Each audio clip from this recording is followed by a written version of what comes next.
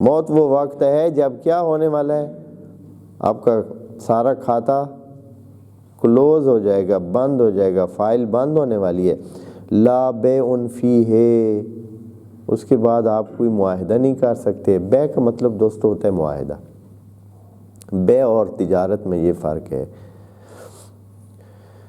تجارت جو ہے یہ آجرہ سے ہے باب اس کا، اور یہ بیع بایع کا جو باب ہے اس سے ہے۔ بایع کا مطلب ہوتا ہے معاہدہ کرنا، کسی دوسرے کے ساتھ ایک چیز طے کرنا، بیع کرنا۔ یہ دو طرفہ ہو سکتا ہے، یعنی ادھر سے بھی بیع ہو سکتی ہے، ادھر سے بھی بیع ہو سکتی ہے۔ اور بیعت کا لفظ بھی اسی بیع سے ہے۔ بیعت یعنی معاہدہ کرنا کہ ہم اس حکومت کو مانیں گے۔ پچھلے زمانے میں بیعت ہوتی تھی۔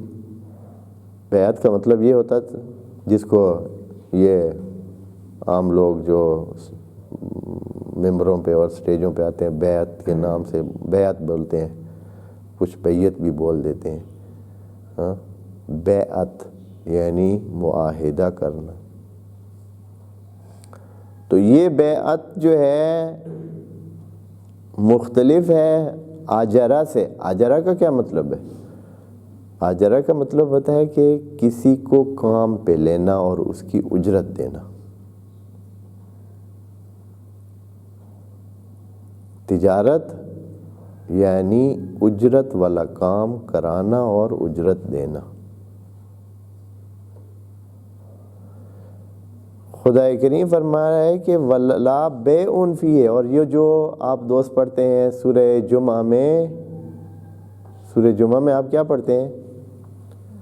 اِذَا نُودِيَ لِلصَّلَاةِ مِنْ يَوْمِ الْجُمْعَةِ فَاسْعَوْا إِلَىٰ ذِكْرِ اللَّهِ وَذَرُوا الْبَيْعَ، وَذَرُوا التِّجَارَةَ نہیں کہا ہے۔ تجارت اگر چھوڑ دی جائے تو ساری دنیا کا کام ہی رک جائے گا۔ صرف بیع کو خدا کریم، ہاں نیا معاہدہ نہ کریں، کوئی بات ابھی نیا معاہدہ چھوڑ دیں، جو بڑے معاہدے آپ نے کرنے ہیں یا کوئی اس قسم کے جو فوری بات نہیں ہے وہ نہ کریں۔ لیکن جو تجارت ہو چکی ہے، جو اجرت پہ بندہ رکا ہوا ہے، وہ کہے کہ ہاں جی میں تو جا رہا ہوں جی جمعے پہ، کیونکہ اللہ نے کہا ہے وَذَرُوا الْبَيْعَ۔ بھائی وہ تم پولیس والے ہو، تمہاری یہاں ڈیوٹی ہے، تمہارے ادھر ہونا ضروری ہے، وہ اجرت والا کام ہے، اجرت والے کام میں اللہ نے نہیں کہا ہے، لیکن یہاں مکس ہو گیا ہے، اصلا فرق ہی نہیں کیا انہوں نے۔ اب سب کو جو ہے نا انہوں نے ایک ہی کھاتے میں ڈالا ہوا ہے، اور اس کا نتیجہ یہ ہے کہ پکی خدا کے فرمان کی نافرمانی ہو رہی ہے۔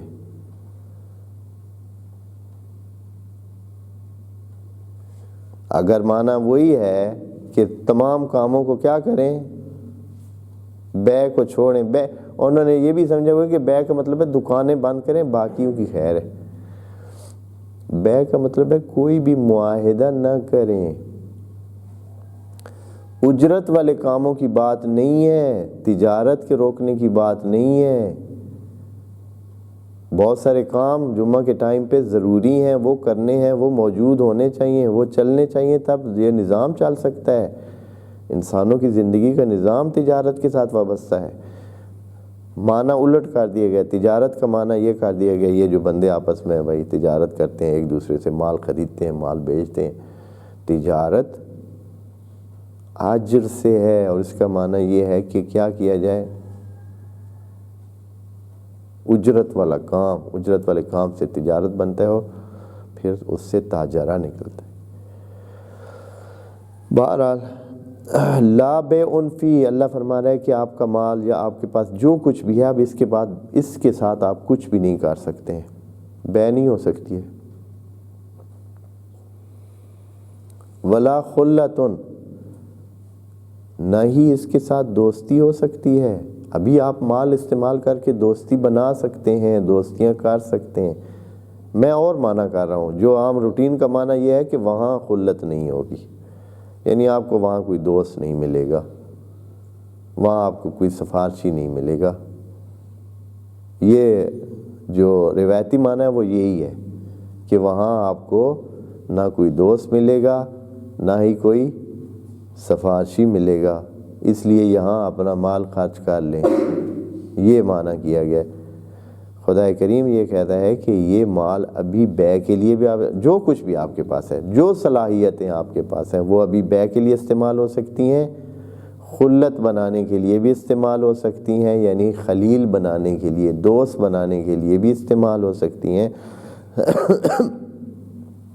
سفارشوں کے لیے بھی استعمال ہو سکتی ہیں۔ ابھی استعمال کرائیں ان کو، آپ اپنے مال کے ذریعے سفارش قائم کر سکتے ہیں، اچھا کام کر سکتے ہیں۔ شفاعت کسی اچھے کام میں ہی ہمیشہ ہوتی ہے۔ ویسے شفاع کا معنی ہے دو ہو جانا، یعنی ایک اکیلے میں کسی کا کام نہیں ہو رہا ہے تو کسی اور چیز کو ساتھ جوڑ کر اس کام کو کرنا، یہ شفاعت ہوتی ہے۔ یہ انسان کی بھی ہو سکتی ہے، غیر انسان کی بھی ہو سکتی ہے، یعنی کسی اور چیز کو، اگر ایک بندہ صرف جا رہا ہے اکیلا تو ممکن ہے کام نہ ہو جائے، ساتھ پیسے لے جائے تو کام ہو جائے، یہ شفاعت ہے۔ شفاعت یعنی دوسرا ساتھ ہو جانا، دوسرے کا ساتھ جڑ جانا۔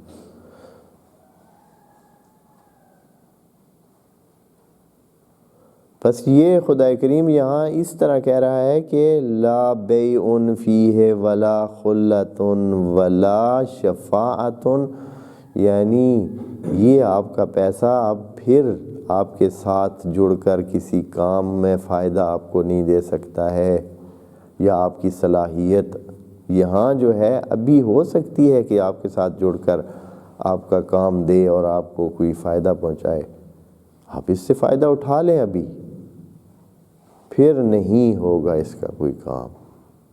یہاں یہ بات ختم ہوگی۔